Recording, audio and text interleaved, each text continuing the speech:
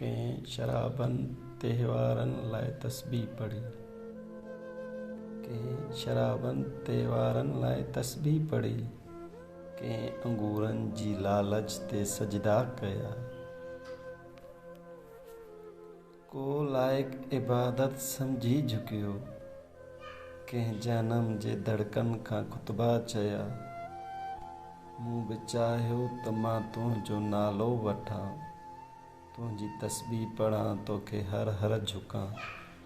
पर मुंहिंजे मुक़दर में अहिड़ी हुई नौकिरी, तुंहिंजे सजदे करण जी न मोहलत मिली।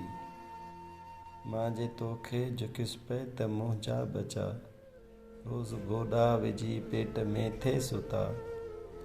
पोइ बि मूंखां पुछी थो मां हाज़ुर आहियां, ए मुंहिंजा ख़ुदा, ए मुंहिंजा ख़ुदा। मां ज़मीन जूं संगरेज़ राहूं रुलियुसि ऐं हयाती सॼी डोड़ंदो ई रहियसि।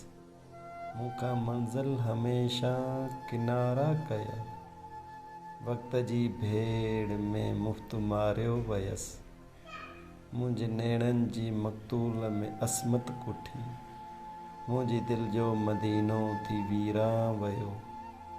मुंहिंजी इज़त जी काबे खे ढांथो वयो, मुंहिंजो मासूम बेवस भाउ कुठो। मुंहिंजे बाबुल खे रस्तनि ते कीलियो वयो, मुंहिंजी भेणनि जी असमत खे लुटियो वयो। मुंहिंजी माउ जो कोई सहारो न थियो, मुंहिंजो जीवन में एॾो थी नुक़सान वयो।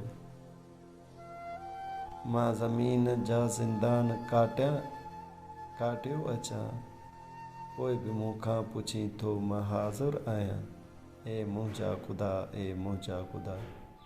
मुंहिंजी क़िस्मत जा कातिब ज़रा गौर कर, मुंहिंजे अमलनि जी बेशक भली तौर कर। मुंहिंजी पोरियत हथनि जो पढ़ी फ़लसफ़ो, पोइ जे चाहीं तूं मूंखे पंहिंजो चोर कर।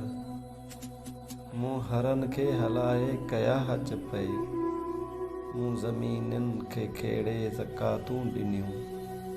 तुंहिंजो हारी बि मां, तुंहिंजो पोरियत बि मां, तुंहिंजो हारी बि मां, तुंहिंजो पोरियत बि मां। पोइ बि मूंखां पुछी थो मां हाज़ुर आहियां, ए मुंहिंजा ख़ुदा, ए मुंहिंजा ख़ुदा, ए मुंहिंजा ख़ुदा, ए मुंहिंजा